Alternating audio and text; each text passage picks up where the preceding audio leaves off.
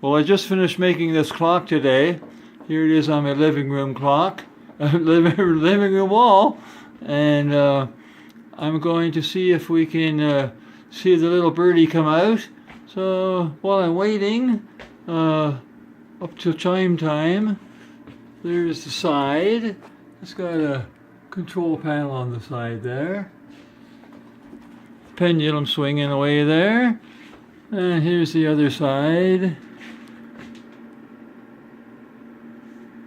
And it's just about 8 o'clock. I think maybe I started a little bit too early.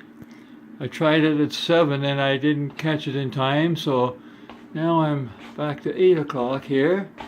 And it's supposed to chime 8 times. Not chime, but the birdie comes out. He comes out and cuckoos with an echo every time.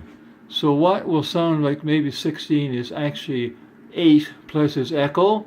In the background is a sound like a babbling brook, the advertisement says on the hardware for it. I made all of the fretwork. I cut every piece on my scroll saw and made the clock entirely myself. But I bought the hardware, and actually it's quite expensive hardware. So I'm going to quit yakking now because I'm pretty sure, here he is.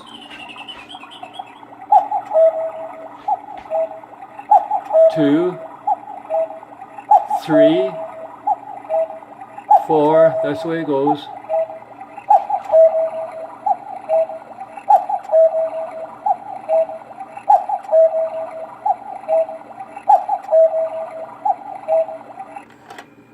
And there he is. He's gone back in his little house until 9 o'clock now.